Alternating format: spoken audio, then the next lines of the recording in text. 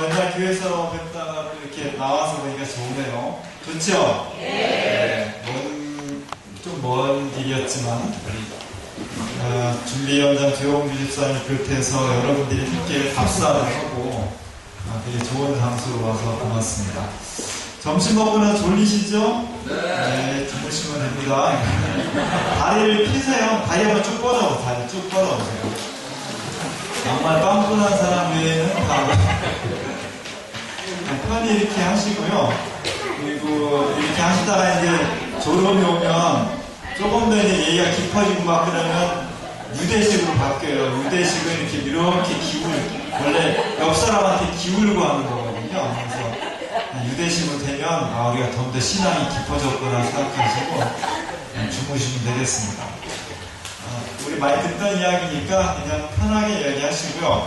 그 대신 전체 흐름만 좀 아시고 이따 저녁 시간에 이런 기초 이야기를 가지고 함께 이야기 나누는 시간을 가졌으면 좋겠습니다.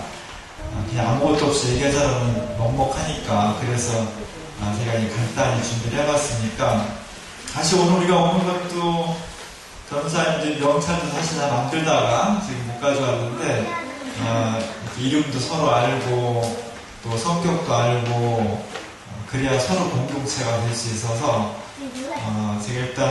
제가 목회한 이야기를 좀 하고 그래야 목회자도 교인들을 잘 알아야 되고 교인도 목회자의 성질을 잘 알아야 그래야 이게 서로 호흡을 잘 맞아 하나가 될 수 있습니다. 그러면 제가 목회를 어떻게 했는지 간단히 먼저 설명을 할 테니까 저는 89년도에 목사 임직을 받고 제가 4월 11일 날 목사 임직을 받고 4월 15일 날 입대를 했어요.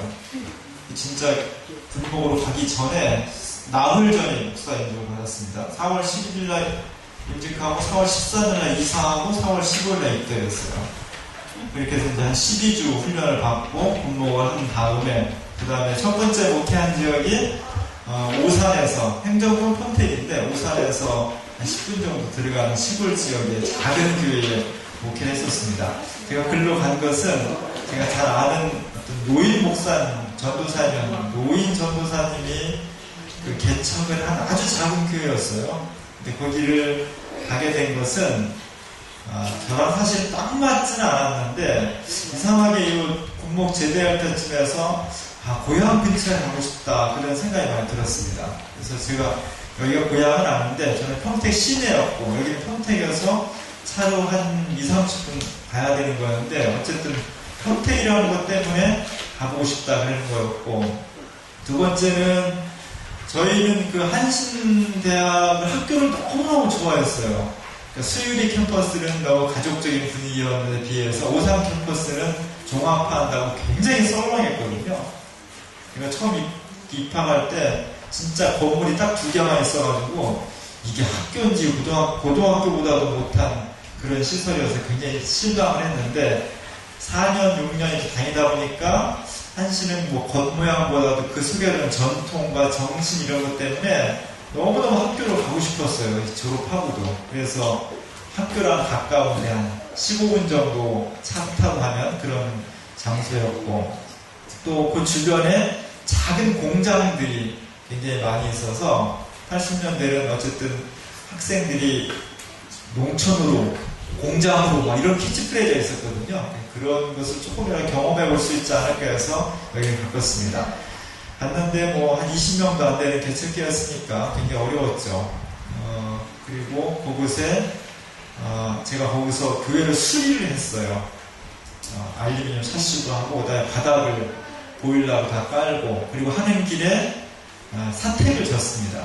23평짜리 그 조립식으로 졌어요. 제가 백령에서 제대할 때 현금을 그때 1200만 원 가지고 나왔습니다.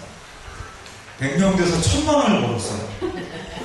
그때 92년도 20년 전에 1000만 원은 굉장히 큰 돈이었습니다. 그래서 돈을 백령대로 쓸 데가 없어요. 쓰고 싶어도 쓸 데가 없어서 월급 그대로 다 저금하고 그 다음에 뭐 전방에서 고생한다고 그냥 후원금 막 들어오고 막 그런 거 어떻게 하다 보니까 퇴직금까지 해서 1200만 원을 들고 나왔는데 제가 20만 원 그때 받았거든요. 교회에서. 그러니까 계속 퇴직금을 까먹게 되더라고요. 아, 계속 까먹다가 하나도 안 남겠다 싶어서 500만 원을 적금을 딱 들어놨습니다. 아버님 이름으로 적금을 들어놓고, 그때는 금리가 되게 비쌌어요. 한 달에 5만 원씩 나왔어요. 제 기억에 5만 원 가까이 나왔어요. 그거 가지고 아버님 용돈을 드려야 되겠다. 용돈을 몇 번은 드렸어요. 그리고 이제 교회를 수리해야 되고 사택도 져야 되니까 헌금을 합시다 그랬는데 아무도 안 하는 거예요. 나는 이제 헌금은 없는데 500만 원 딱 정기예금을 해놓은 게 계속 걸리는 거지. 너는 안 하면서 뭐 너희들한테 헌금을 하라고 그러냐. 하나님 그렇게 말씀하시는 않았는데 꼭 그러는 것 같았고, 할 수 없이 제가 그거를 다 헌금을 하고, 아버님 드리는 용돈도 못 드렸죠. 그리고 교인들이 한 거는 100만 원이 안 됐어요. 그래서 한 600만 원 정도 가지고 사택을 짓고 수리를 했는데, 돈이 없다 보니까 물건 다 사가지고 사람들한테 시키고 막 이렇게 하다 보니까 내가 그거 하고 나서 나는 다시는 교회 건축을 안 한다. 수리도 이렇게 힘드는데 나는 건축은 진짜 죽어도 안 한다고 결심을 했습니다. 그리고 이제까지 잘 지키고 있어요. 근데 한 번은 해보고 싶어. 한 번은. 죽기 전에 한 번은 내가 원하는 스타일이었다. 근데 우리가 원하는 스타일의 교회 건축하려면 돈이 많아야 돼요. 한국 개신교회 건축이 왜 볼품이 없냐면 돈이 없어서 그래요. 돈이 없으니까 늘 대충 실용성 있게 짓는데 예술 작품을 지으려면 돈이 많아야 돼요. 그래서 지을 수 있을지 모르겠는데 난 수리하면서 나는 죽어도 교회 건축 안 한다고 생각했어요. 너무너무 힘들어가지고 건축을 한다는 게 보통 일이 아닙니다. 그래서 아는 목사님 중에 건축하고 나서 머리 진짜 하얗게 신선한 거 많고요. 이빨이 다 흔들리는 그런 분들 제가 주변에 많이 봤습니다. 그리고 건축 끝나고 나서 쫓겨난 목사님도 많이 봤어요. 희한하게 그렇게 되더라고요. 하여간 저는 건축을 안 하려고 하는데 하나님께 제 기도를 들어주셔서 건축한 다음에 이렇게 올 수 있게 돼서 얼마나 감사한지 모르겠습니다. 그러나 건축한다는 것은 상당히 어려운 거예요. 그것을 해냈다는 게 참 주님께 대단하다고 생각하고요. 그렇게 있다가 수원에 제가 미랄교회로 가서 미랄교회에서 사실은 한 13년 정도 했습니다. 거기 갔을 때 수원이 경기도 지역의 도청 소재지였으니까 도시로 가서 한번 도의 중심지에서 한번 해보자 활동을. 저희 한신 기장 이런 쪽인데 사회선교에 대한 마인드가 강하니까 교회 성장보다도 교회가 사회 속에 뭘 해야 돼 이런 게 강하니까 기왕이면은 도의 중심지에서 해보자 그런 생각을 했습니다. 근데 거기 가니까 교회가 이제 개척한 지 한 4년 정도 됐는데 그래서 저희 선배 목사님이 총회로 가게 되면서 저한테 이제 맡아달라고 해서 맡았는데 교인들이 제적이 19명이에요. 제적이. 어린이 3명 포함해 19명이었습니다. 제적이 19명인 것은 실제 교회 출석은 한 10~30명 출석한다는 거예요. 그 중에 절반 이상이 목사님네 부부, 그 다음에 어머니, 그 다음에 형네 부부, 그 다음에 누님네 부부. 이게 대부분이고 나머지 한 5~6사람이 이제 일반 교인인데 그 대부분이 다 EYC라고 한국 기독 청년 협의회 뭐 이렇게 기독교 청년 운동권에 있던 사람들이에요. 그래서 이런 사람들은 특징이 교회 생활에 충실하지 않아요. 교회를 좀 우습게 여겨. 어떤 정부를 비판하고 사회운동하는 게 최고고 어떤 사회 권력을 사회 개혁 운동이 더 앞서고 교회 내에서의 어떤 생활은 그렇게 재미있어 하지 않은 그런 좀 성실하지 않은 그런 모습을 많이 보였었습니다. 그리고 이제 개척교회니까 와주기만 해도 너무 고마운 거죠. 그러다 보니까 목사님의 식구들이 헌금도 다 해, 청소해, 토요일날, 주일날 밥해 먹여, 헌금 생활 다 해. 그리고 나머지 그 가족 아닌 사람들은 와서 예배 한번 드려주고, 그 다음에 밥 먹어주고, 그리고 안녕하고 가는 거예요. 이렇게 습관이 4년 동안 들은 교회였습니다. 그러다 보니까 제가 가서도 고생이 많았죠. 그 틀을 깨는데 5년이 걸렸어요. 5년 동안 우리 집사님 혼자 밥을 다 했습니다. 혼자. 그런 교인들이 계속 이렇게 늘어나게 됐지만, 그리고 제가 교회를 2번을 옮겼어요. 옮기면서 점점 나은 곳으로 옮기게 되었고, 교회를 옮기면서 느꼈던 것은 교회 옮길 때마다 교인들의 중심축이 조금씩 달라지더라고요. 그래서 처음에는 구경꾼이었던 사람들이 점점 이제 책임감을 좀 느끼게 되면서 교회가 정상적인 어떤 모습을 갖게 되었습니다. 제가 떠나올 때 2007년도에 제가 교회를 떠나서 2007년도에 6월까지 신문을 했거든요. 7월 초에 이제 총회를 하는데 그 당시에 저희 인원이 한 60명 정도 참석을 했고 어린이들이 한 30명 정도 됐고 2007년도 예산이 1억 3천이었어요.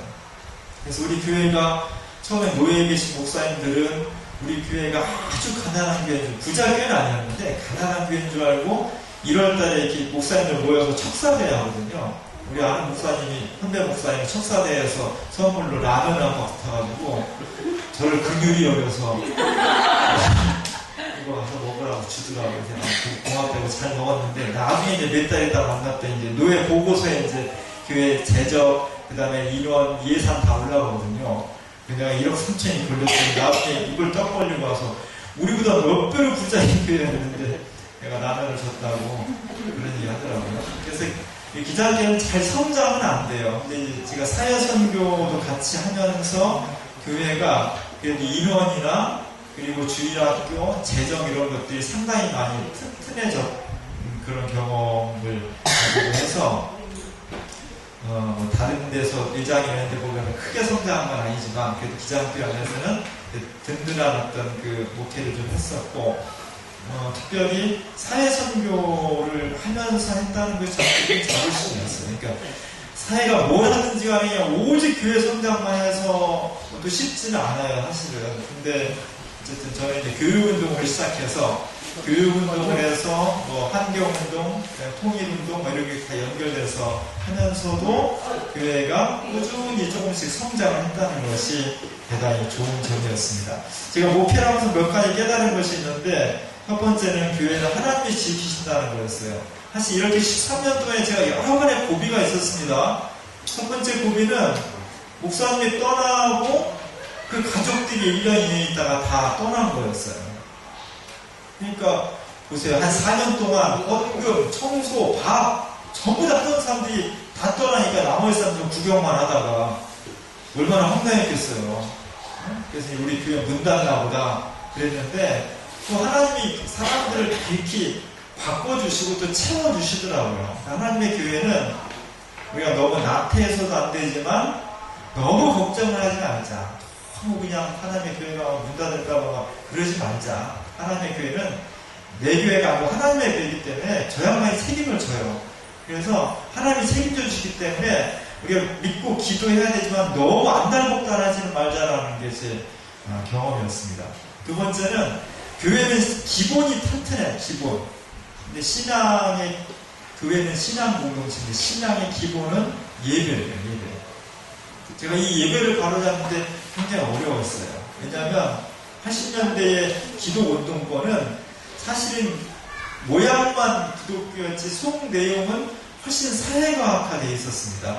사고방식, 책, 말투, 언어, 행동 방식 이런 것도 일반 사회개혁, 민주화 운동이라는 거대한 틀 속에 한 종교, 기독교 운동이라는 부문운동화되어 있었지 기독교 운동의 정체성을 살리지는 못했어요. 그런 부분에 있어서 교회는 좀 소홀해지고 사회 쪽으로 자꾸 가다 보니까 신앙의 기본 요소인 예배도 그냥 힘들어하고 예배는 뭐 안 오는 건 아닌데 오는 것도 아니고 꼭 한 중간쯤 돼서 온다든지 오긴 오는데 거의 반은 잔다든지 뭐 이런 형식의 예배, 정성성 예배가 안 되다 보니까 신앙이 잘 쓰지 않더라고요. 기독교 운동은 신앙적인 예배가 기본이 되어야 한다는 것을 깨닫게 되었고, 세 번째, 우리 교회에 제가 가기 전에 자기들끼리 입버릇처럼 얘기하는 게 늘 작은 것이 아름답다. 우리 교회는 오는 사람 안 맞고 가는 사람 안 붙지 않는다. 이게 아주 그냥 너무 자부심으로 가득 차 있어갖고 아주 쿨한 교회라는 게 그냥 뭐 바보라고 하지도 않고 그렇다고 가는 사람 왜 가냐고 붙잡지도 않고 오는 사람도 그냥 오나보다 가는 사람도 가나보다 이거 얼마나 멋있는 교회라는 거예요. 근데 그것이 실제로는 굉장히 허구다 저는 그렇게 생각합니다. 물론 교회가 성장제일주의로 가면 안 되지만 열심히 올 수 있도록 내가 믿고 있는 것에 전도를 해야 되고, 또 가면은 왜 가냐고 붙잡아 줘야지. 내가 여기 한 10년 다니다 그만뒀는데 아무도 전화도 안 하고 아무도 왜 가냐고 치료를 와달라고 안 그러면 처음에는 뭔가 삐뚤어져서 갔다가 나중에는 아, 내가 이 교회에서 이런 존재밖에 안 됐구나. 내가 떠났는데 아무도 안 붙잡는구나. 있으나 마나한 존재구나. 내가 별로 인정을 못 받는 존재. 이런 서운한 감이 훨씬 커집니다. 나중에 교회를 떠나는 사람들, 여기는 모르겠습니다만 물어보면, 처음에는 이제, 물론 이제 상처받고 뭐 힘들고 그래서 떠났는데, 사실 진짜 떠나고 싶은 마음이 다 100%는 아니었어요. 한 7, 80%는 떠나고, 나중에 20, 30%는 막 잡으면, 그냥 어떻게 보면 못 얘기를 척하고 올 수도 있었는데, 아무도 안 잡는 거예요. 그게 서운한 거예요, 그게. 너무 서운해. 내가 이제까지도 나름대로 열심히 한다고 했는데 내가 이 공동체 안에서 이 정도 존재밖에 안 됐구나라는 서운함.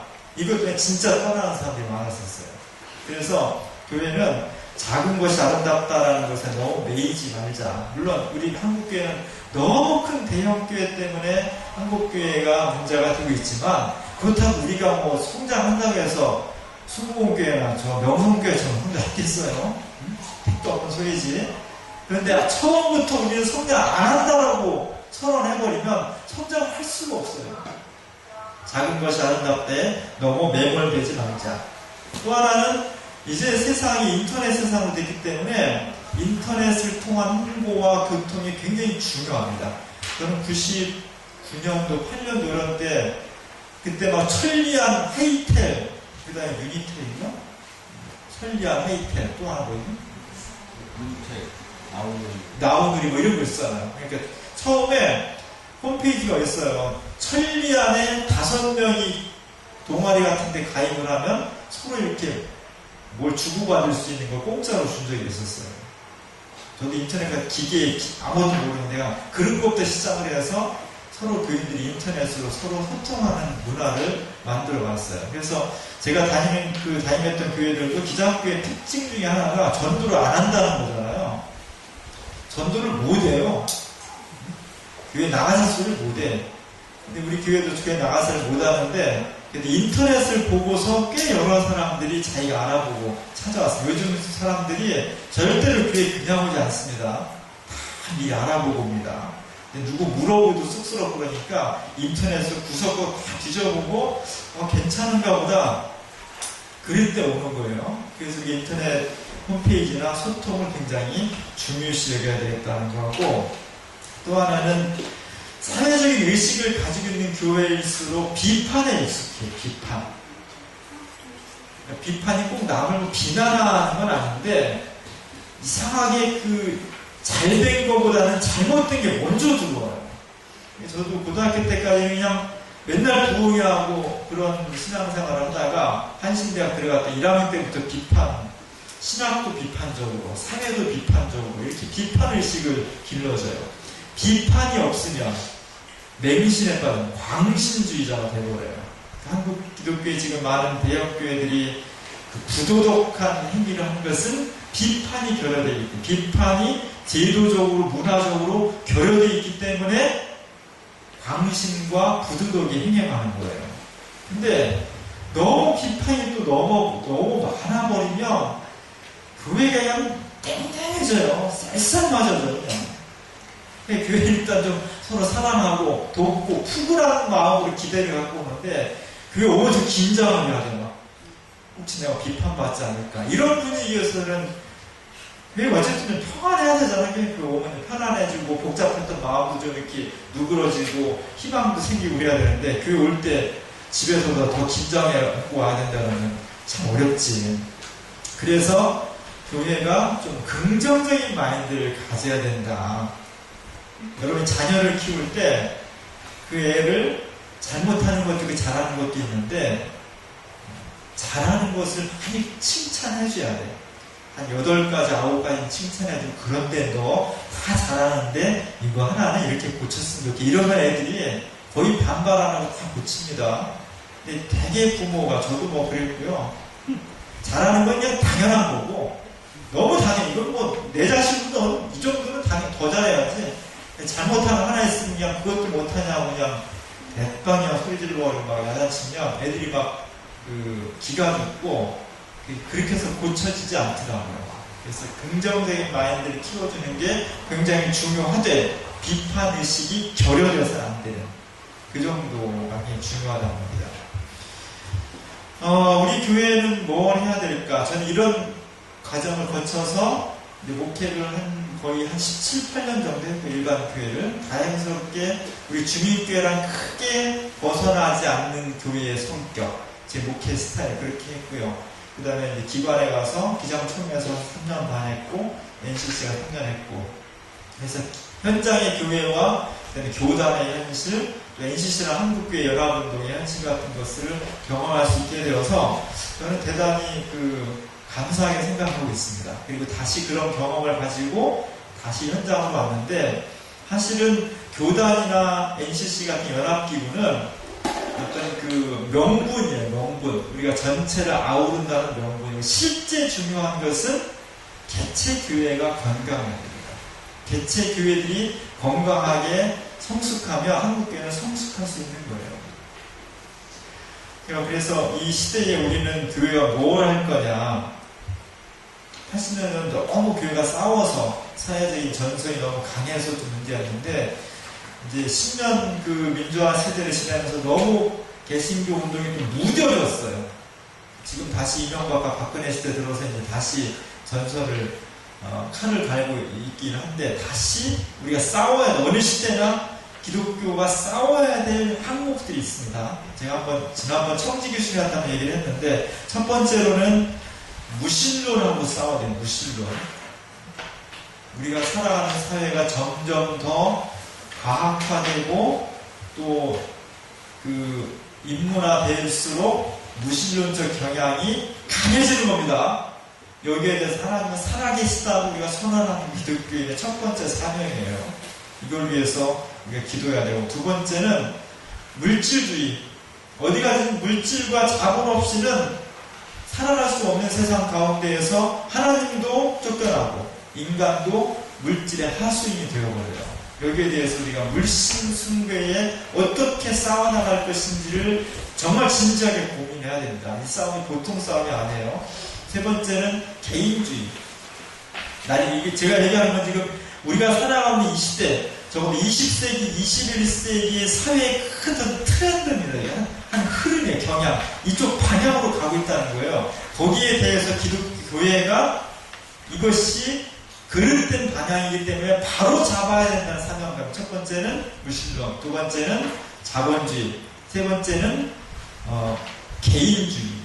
계속 개인화 되겠는데, 그런 가운데서 우리가 다 같이 하나의 공동체의 식구라는 것을 어떻게 증언할 수 있을지. 네 번째는 기계주의입니다. 기계주의. 제가 설교 시간에 다 한 얘기들이에요. 우리 사회가 좀 기계화가 되고 있습니다. 근데 기계화를 막을 수가 없어요. 왜냐하면 저는 아직까지 튼튼하진 않지만 골골 80이라고 이렇게 크게 아프지 않고 살아갑니다. 근데 이렇게 주변에 있는 심장이 아프다든지 관절이 아프다 이런 분들 보면 참 안쓰러워요. 힘들고. 머리 어디서 이렇게 자꾸 들어오지? 눈을 닫아야 될 것 같아요.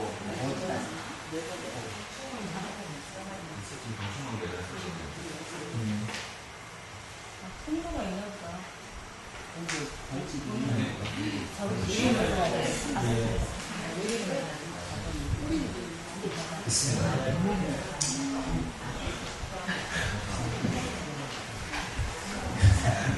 그래서 하여간 그분들이 너무 아픈 모습 보면 당장이라도 내가 돈을 들여서 관절을 새롭게 만들어 놓을 수 있다면 넣죠.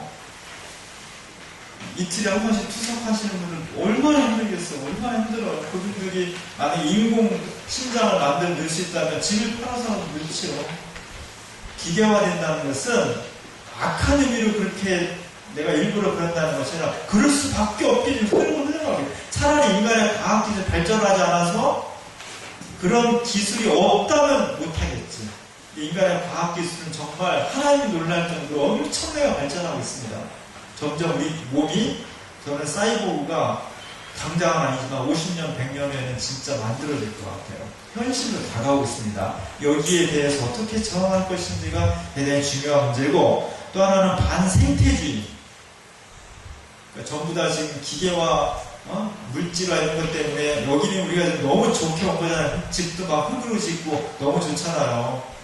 근데 우리 지금 도시는 눈에 안 보여서 그렇지, 매연, 그 다음에 그 아스팔트, 폐타이어, 이 시멘트, 이런 데가 다 발암물질 이런 게 섞여 있는 거잖아요. 이런 것을 어떻게 극복해낼 수 있을지. 이게 이제 처음엔 안 그렇지만 100년, 200년 살면 우리 자식의 후손들 속에는 이런 것들이 마치 유전인자에 섞여서 나와서 인간이 이상해질 수 있거든요. 이걸 어떻게 극복할 것인지.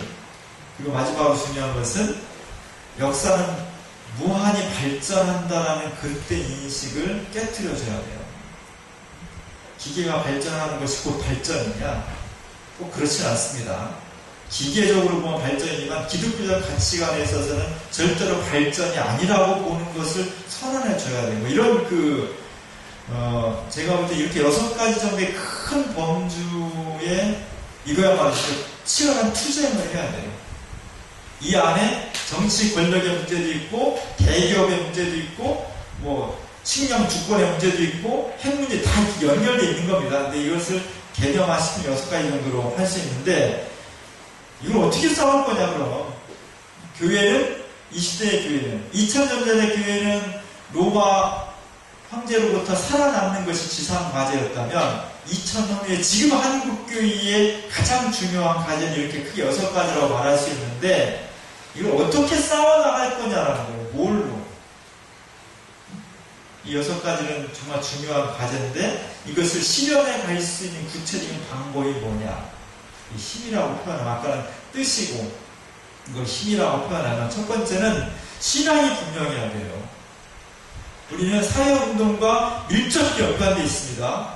휴머니즘, 그 다음에 민주화운동, 인권운동, 통일운동, 환경운동, 기독교운동은 다 연결되어 있어요. 그럼 똑같은 거냐? 그렇지 않습니다. 똑같지는 않아요. 일치시킬 수는 없어요. 굉장히 많은 부분을 공유하지만 우리 나름대로의 공유할 수 없는 우리 나름대로의 독특한 우리의 고백이 있어요. 이게 기독교 운동의 정체성이에요. 그건 뭐냐면 우리는 그냥 인간 운동이 아니라 하나님 나라 운동이라는 것이 정체성이에요. 이 운동은 신앙적인 고백이 없으면 어려워요. 그래서 믿음을 어떻게 가져갈 것이 하는 게 첫 번째로 중요한 겁니다.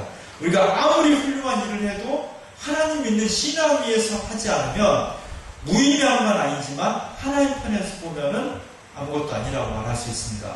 우리의 첫 번째 과제는 어떻게 주님께 모여서 하나님이 살아계시고 그 하나님이 나에게 함께 계시고 그 예수님이 나를 얼마나 지금도 동행하고 계신지를 어떻게 느끼고 고백하고 체험하느냐, 이것이 교회의 가장 중요한 요소예요. 이걸 잊지 말아야 됩니다. 두 번째로는 싸움을 누가 하냐? 사람이 하는 거예요. 사람이 하는 거죠. 사람이 없이 어떻게 싸움을 해요? 어떻게 선교를 해? 사람이 하는 겁니다. 세 번째 중요한 것은 우리가 살고 있는 사회가 자본주의 사회가 아니라면 돈이 그렇게 크게 중요하지 않아요. 사회주의 국가에서는 기본적인 배급이고 계획경제이기 때문에 다 무너졌지만 개인의 소유라는 것이 중요하지 않습니다. 그러나 우리가 싫든 좋든 내가 선택했든 안 했든 우리가 살고 있는 현실은 자본에 의해서 움직이는 시스템이기 때문에 돈 없이는 아무것도 못해요. 우리 수련회 올 때 회비 다 내셨죠? 진짜 우리 목회자들은 여러분 회비를 안 걷고 싶었어요. 그러나 안 보면 어떻게 해요? 안 보지면 밥은 뭘로 사 먹으며 이건 누가 만들며 간식은 누가 먹이며 이 집은 어떻게 얻어요? 여기 원장님이 너무 좋으신 분이지. 그러나 그렇다고 해서 너무 좋고 주님께가 참 좋은 일 하니까 공짜로 쓰십시오. 그렇게 못하는 거 왜요? 운영을 해야 되니까. 마찬가지로 교회 공동체가 일을 한다는 것은 뭘 하든지 간에 그것을 추진할 수 있는 사람이 있어야 되고 그 사람이 일할 수 있는 재정이 있어야 되는 거예요.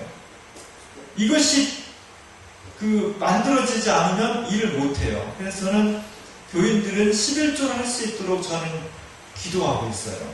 그리고 개인적으로는 11조를 한다는 것은 돈을 하나님께 바친다는 그런 의미가 아니라 우리가 살아가는 세계가 돈 없이는 한 발자국도 움직일 수 없는 세상이지만 나는 돈의 노예가 아니라 내가 벌고 있는 이 돈은 내 것이 아니고 하나님의 것입니다라는 고백이에요. 이 고백을 갖지 않으면 99%의 사람들은 다 자본주의의 다 노예가 돼버립니다. 그럼 11조 하는 사람은 돈을 다 초월하냐? 그렇진 않아요. 그러나 11조만 했다고 해서 다 초월한 사람은 아니지만 저는 11조를 안 하면서 자본주의 악마성으로부터 자유할 수 있다는 것은 저는 말이 안 맞는다고 생각해요. 그래서 교회가 실질적인 힘을 가져야 되는 건 첫 번째 신앙의 힘이고 두 번째 사람의 힘이고 세 번째는 재정의 힘이에요. 그래서 우리 교회가 지금 우리 교회 재적이 한 4, 50명 돼요. 주일날 오는 사람이 한 100명 정도 되고 예산이 한 2억에서 2억 5천 정도 됩니다. 앞으로 어디까지 성장할 거냐는 것이 교회들이 합의를 해야 돼요. 우리는 교회 성장에 대해서 알레르기적인 반응을 가지고 있기 때문에 교회 성장 자체가 나쁘다고 생각을 하는 경향이 있어요. 그렇지 않습니다. 교회 성장이 나쁜 것은 뭐가 나쁘냐면 무한 성장하자는 게 나쁜 거예요. 우리가 할 일이 무엇인가를 정해놓고 이 일을 하기 위해서 사람은 몇 명 정도 필요하고 돈은 얼마 정도 필요한지를 우리가 합의해서 그 정도까지 성장하자는 합의가 논의가 중요합니다. 한국 교회에서는 한 모델이 된 교회는 향림교회예요.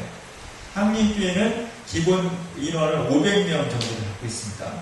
500명 정도의 사람이 모이면 500명이 다 활동하지 않아요. 그 중에서 10%에서 20% 활동하는 거예요. 그러면 50명에서 100명 정도가 그런 일을 하는 거예요. 다 할 수가 없어요.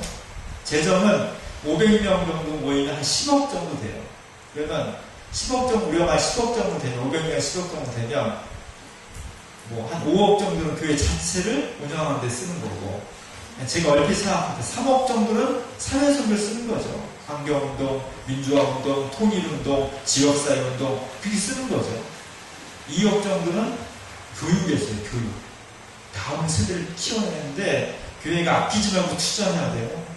그러지 않고는 사람이 클 수가 없습니다. 예를 들어서 이렇게 되는 거죠. 그래서 우리 교회 의자가 몇 석인 줄 아세요?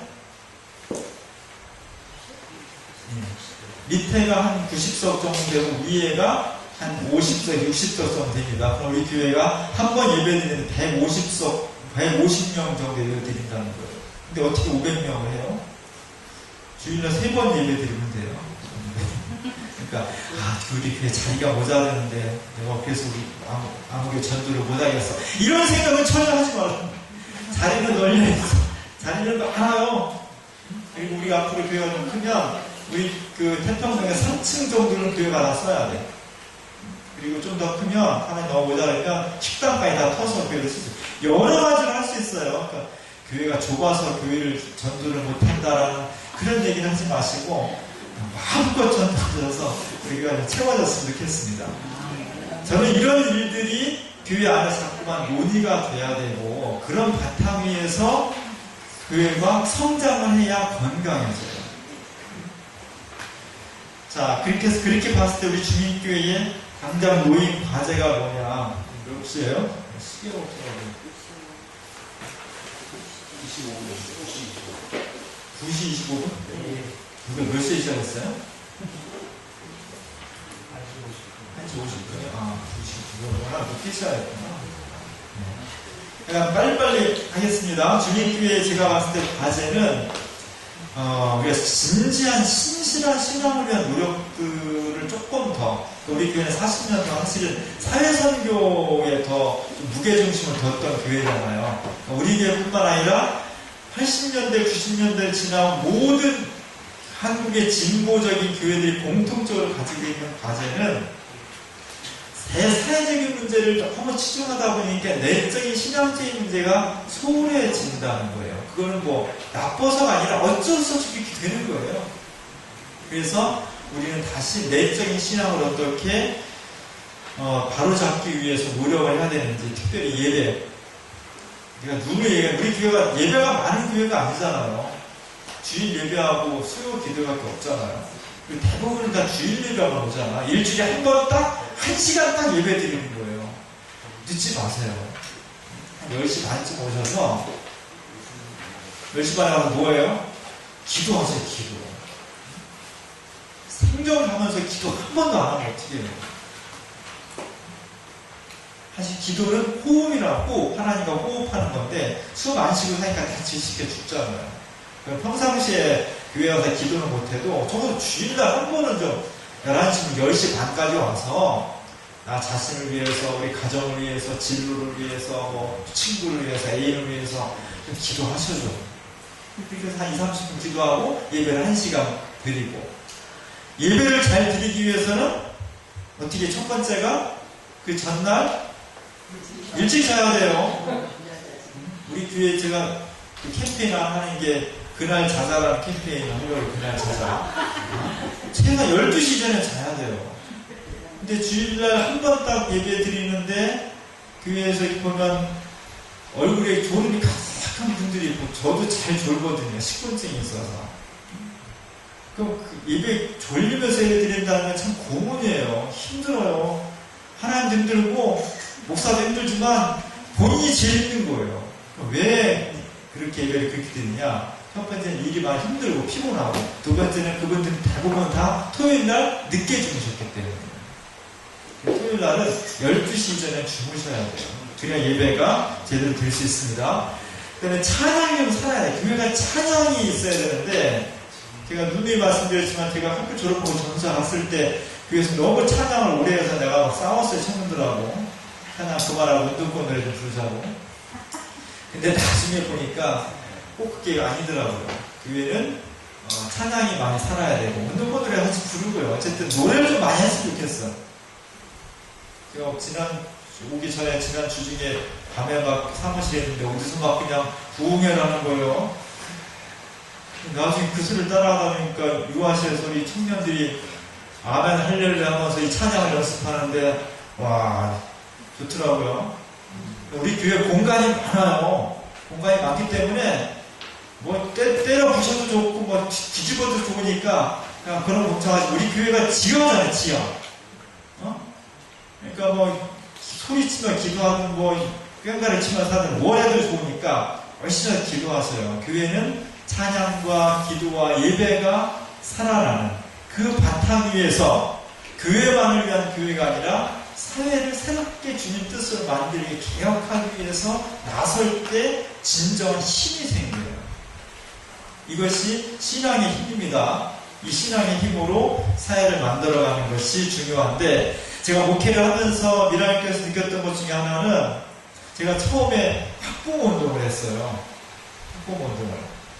근데 이제 어디나 시민단체가 영역별로 나눠져 있긴 한데, 이 품앗이라는 게 있어서 학부모운동할 때 통일운동이나 환경운동하는 사람들이 같이 와 도와줘요. 행사 같은 거 하면. 그럼 나도 같이 가서 도와줘요.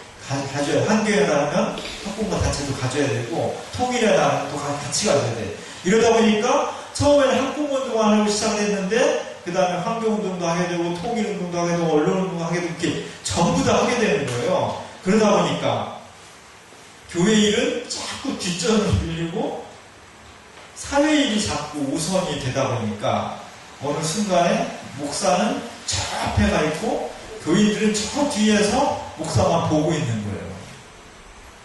그것이 의미가 없다는 것이 아니라 목사와 교인들 간의 사회 선교의 간격이 너무 많이 벌어져 있을 때 교회 운동은 되지 않는다는 겁니다.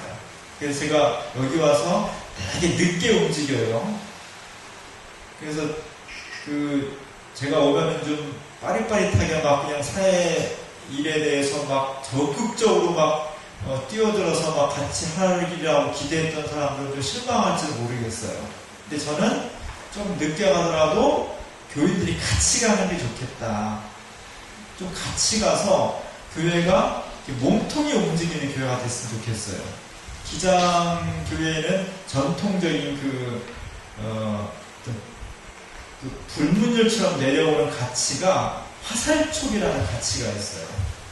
기장은 한국 교회의 화살축이 되어야 된다. 늘 먼저 앞장서 나가서 선도적인 역할을 해야 된다. 그런 어떤 자부심이 있습니다. 70년대, 80년대 때 굉장히 중요한 거예요. 근데 지금은 기독교 운동이, 기독교 선교가 70년대, 80년대처럼 사회의 다른 분야보다 선도적인 위치를 정할 수가 없어요. 우리가 아무리 뭘 한다 해도 참여연대나 환경운동연합이나 뭐 이런 데를 따라갈 수가 없어요. 전문성, 선도성 이런 걸 따라갈 수가 없어요. 그들이 가지고 있지 못한 건 뭐냐? 천 이단위까지 있는 교회. 그 다음에 1년에 2만원 내는 회원 모집하는 게 너무 힘드는데 교회는 많은 교인들이 11조하죠. 한 달에 한 번 오라는 것도 너무너무 힘드는데 교회는 일주일에 한 번씩 오죠. 꼬박꼬박 와서 몇 시간씩 하지? 이런 조직이 없는 거예요. 선도적인 조직이 가지고 있지 못한 것은 몸통의 조직입니다. 기독교인이 앞으로 살려면 대중적인 것을 어떻게 참여시킬 수 있냐가 가장 중요한데 주민교회가 그런 모델을 만들었으면 좋겠다는 겁니다. 그러기 위해서 교회 구조를 어떻게, 현재의 구조를 어떻게 바꿔나갈 것인가. 현재 교회, 건강한 교회들의 공통적인 조직 형태는 소그룹이에요. 소그룹. 옛날에 우리는 구역이 있었어요. 구역. 우리들도 구역이 있었죠. 근데 언제부턴가 구역이 다 깨졌어요. 옛날에는 교회를 중심으로 해서 교회가 다 마을 교회였습니다. 교회를 중심으로 거의 3분의 2 이상은 다 교회 주변에 살았어요. 그리고 정말 몇 집 안 되는 사람들만 저 멀리서 특별한 사람이 오는 거였는데 지금은 3분의 2가 교회 바깥에 살아요. 그러다 보니까 구역이 잘 안 돼요. 그래서 요즘 나오는 것은 보통 셀이란, 셀은 세포란 뜻인데 소 단위의 모임들이 있어야 돼요.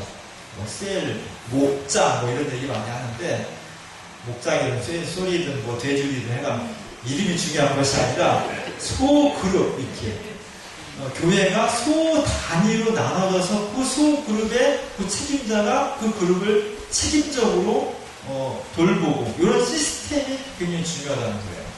개인의 성품과 시스템이 결합돼야 되는데 그러기 위해서는 우리 교회의 신도회가 우리 교회의 기본 조직이에요. 지금 우리가 가지고 있는 남신도회, 여신도회, 청장회의, 청문회, 권사회 이런 조직은 저는 이렇게 조직이 짜여져 있는 교회는 처음 봤어요. 왜냐하면 무엇으로 구분했는지가 명확하지가 않아요. 이게 뭐 연령인지 성인지 직분인지 권사회라는 것은 직분을 가지고 한 거고 남신도회는 성을 가지고 남신도 여신도회는 성을 가지고 한 거고 청장회는 뭘 가지고 한 거예요? 나이요? 나이를 가지고 한 거고 청년회는 젊음을 가지고 한 거고 근데 교회 조직은 단순하고 명쾌해야 돼요. 단순하고 명쾌하게 그래서 누구든지 오면 모든 교인들이 기본적으로 그 소그룹에 의무적으로 소속이 되어 있어야 돼요. 근데 우리는 지금 안 그런 건 아닌데 또 그런 것도 아니에요. 그래서 어떻게 보면 내가 회원 가입을 해야만 그 회에 들어가는 것 같이 그렇게 되어 있어서 다른 교회 가면은 처음에 등록을 하면 이 사람이 남자냐 여자냐 몇 년생에 따라서 딱 당신은 어느 회에 지정이 되고요. 그 순간 그 회의 회장과 임원들은 이 새로운 회원을 어떻게 쓰는지 잘 부실려가지고 자기 회원으로 잘 만들기 위해서 그냥 온갖 아양을 다 떠는 거지. 이렇게 딱 돼 있는데 우리는 누가 등록을 해도 아양 없음. 우리는 그런 거 안 함. 그래서 소속감이 없는 거예요. 사실은 이제 이런 신도의 그룹과 또 발전하면 이제 자기 그 취향에 맞게 뭐 교육에 관한 취향, 무슨 뭐 오프렐라 취향 이렇게 또 부서별로 소그룹이 있어야 되지만 그런 걸 조금 더 발전한 다음에 해야 될 일이고 지금 기본적인 조직은 신도회가 기본 조직인데 제가 생각할 때는 그냥 단순하게 나이와 성별에 따라서 딱딱 나누는 것이 훨씬 더 효율적이다. 그리고 그걸 나눠야만 아버지와 아들이 시어머니와 어머니와 같이 같은 회의에 속하는 불상사를 막을 수가 있어요. 이런 점들을 좀 우리가 이따가 깊이 논의해서 앞으로 신도의 조직을 어떻게 하는 것이 더 좋은지 그런 걸 한번 고민해 봤으면 좋겠고요. 이번 수련회 본인 저희 주제로 하는 이제 이따가 주제가 별도의 제도가 나와 있습니다. 그래서 한번 해야 될 거고요. 그 다음에 또 중요한 것은 그렇게 됐을 때 목회자가 교인들을 일일이 다 모든 걸 해야 되는 교회는 100명, 120명 사이즈로 넘어가지 못해요. 보통은 100명에서 150명 사이인데 초대교회가 120명이었다고 해서 그냥 120명 얘기를 많이 해요. 거기까지 목회자가 교인들의 시시콜콜 다 관여할 수 있어요. 교육 문제, 부부싸움한 거, 뭐 시어머니 갈등 이런 거 할 수가 있어요. 근데 그 넘어가도 못해. 이런 것을 어떻게 체계적으로 할 수 있냐가 시스템에 의한 것인데 그 시스템을 나눴을 때 그 자기 작은 그룹을 책임진 사람들을 어떻게 계속적으로 양육해야 할 것이냐가 목회자의 과제예요. 예를 들면 청년의 성장을 이렇게 있으면 그 사람의 임원들을 어떻게 그 사명을 잘 감당하도록 교육시키는 것, 신앙적으로. 교사들, 이런 사람들 교육시킬 것인지가 목회자의 과제입니다. 이런 시스템을 어떻게 만들어갈 것인지, 사명되는 지속적인 교육, 그것을 통해서 적어도 임원들은 우리 쇠에 속한 사람들, 우리 임원 한 너댓 명이 책임지고 이 사람들을 어떻게 붙잡고 교회 생활 재밌게 하게 만든다. 이런 의식을 가지고 있어야 돼요. 그걸 어떻게 목회자가 그런 그 사명감과 재미를 불어넣어줄 수 있느냐. 그것이 인간의 기술만 가지고 되겠습니까? 목회자가 하나님께 많이 기도해야 되고, 또 많이 관심을 더 가져야 되고, 더 격려해야 되고, 그런데 그런 일을 어떻게 할 것이냐가 대단히 중요한 거고요. 우리 교회뿐만 아니라 지금 한국계 전체의 지금 큰 과제, 제가 다음 주 정도에 이번 총회가 지금 기장 총회가 끝났는데, 기장 총회에 둘째 날 아침에 주제 강연을 합니다. 주제 강연에서 우리 기장의 어떤 현재 적나라한 모습을 제가 제일 친한 어떤 형님 목사님이 주제 강연을 했어요. 그럼 한번 읽어볼 거고, 맨 끝날 때 폐회 예배하기 전에 총회 1년에 한 번 총회가 선언서를 발표합니다. 그 선언서를 제가 썼습니다. 이 두 가지를 다음 주 주일 오후 정도에 같이 읽어보려고 해요. 거기에 보면 한국이 얼마나 위기에 있는지를 드러나 있고, 이 위기가 정말 무서운 것은 계속 세상 위기가 심화되고 있다는 거예요. 지금 내가 아픈데 제일 좋은 거는 좀 나아지는 게 제일 좋은 거고, 그 다음 좋은 것은 이 상태에서 이 정도나마 유지하는 게 좋은 건데, 제일 나쁜 건 어때요? 급속도로 더 나빠지는 거. 이건 위험한 거잖아요. 한국교회가 이 중병이 급속도로 나빠지고 있어서 교회들이 계속 문을 닫고 있고요. 숫자가 중요한 건 아니지만 우리가 옛날에 1200만 성도라고 1200 개신교가 얼마나 힘을 줬는지 몰라요. 4천만 명 이상 중에서 1200만 명이 기독교인 25%가 기독교인이라고 힘을 팍 줬습니다. 물론 그것은 과장이 뻥이 있었죠. 실제로는 1000만 명이 아니라 850만 명 정도 됐습니다. 850만 명만 돼도 굉장히 많은 거였어요. 지금은요 600만 명 보고 있습니다. 600만 명. 내년에 10년마다 다시 하는 인구 센서스를 조사해요. 옛날에는 우리가 1000만, 1200만이고 캐톨릭 200만 그랬습니다. 10년 전에 하니까 우리가 850만, 캐톨릭 500만이었어요. 내년에 하면은 역전될 것이라는 전망이 강합니다. 앞으로 20년 후에는 개신교 인구가 300만까지 떨어질 것이다라는 것이 신학자들의 불행한 예언이에요. 사람이 그냥 주는 게 그냥 줄었다고만 하는 것이 아니라 그 속에 개신교의 생명력이 없어지고 있다는 거거든요. 그래서 다음 세대의 교육이 너무너무 중요해요.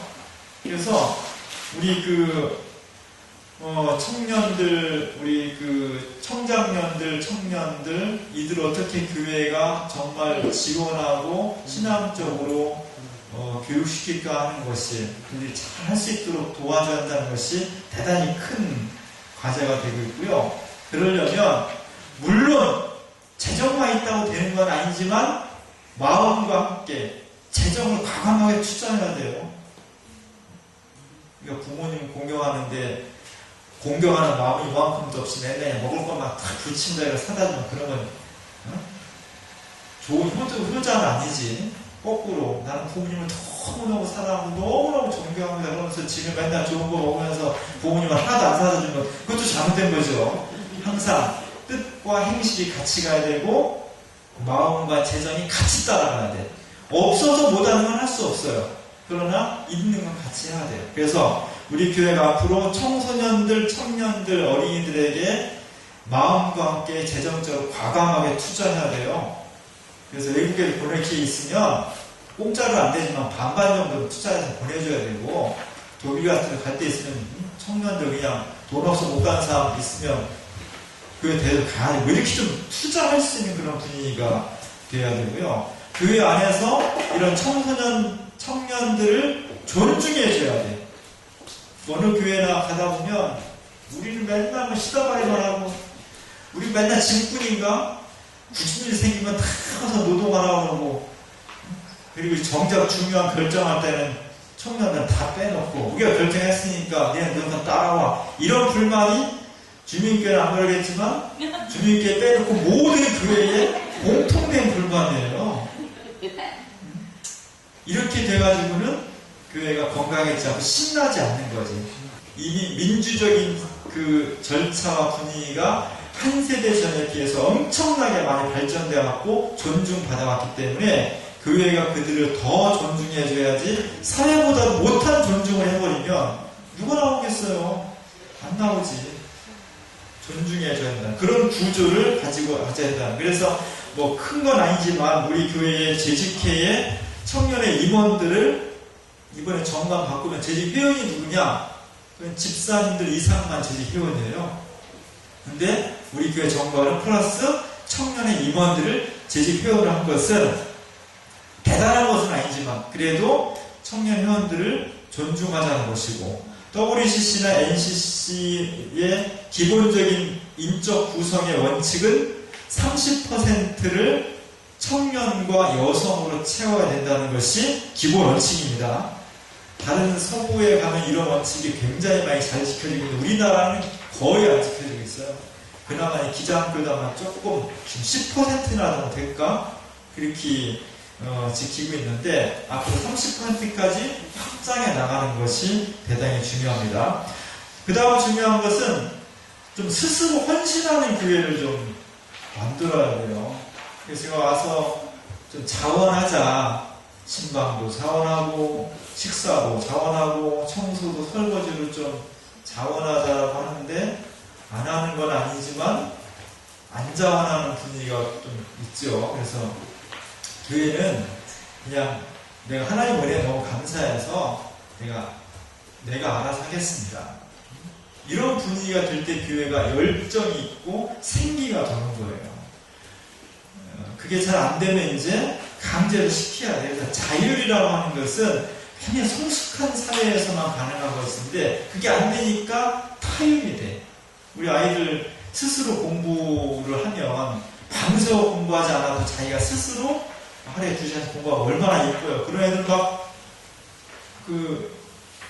뭐든지 다 해주고 싶죠.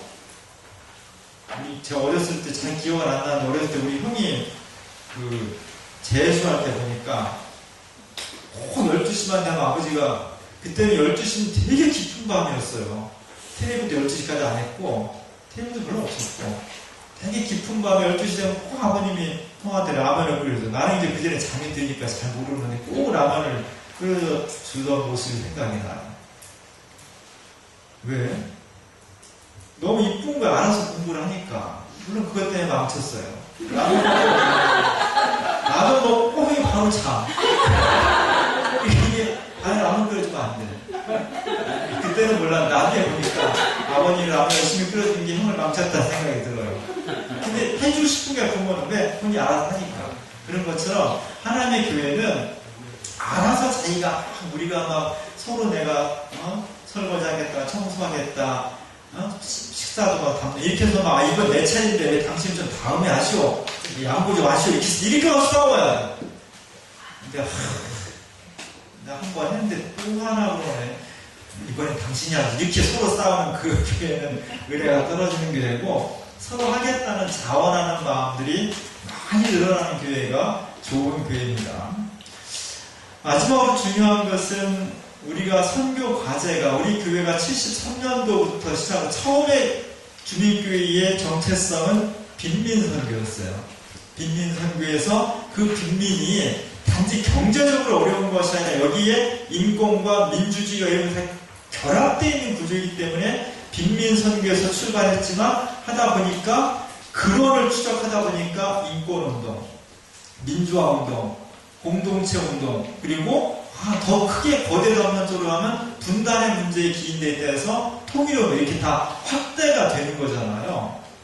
그 중에 중요한 것이 하나가 아까 우리가 개인주의를 극복해야 한다는데 그것이 공동체를 통해서 극복하는 겁니다. 오늘 주제가 뭐예요?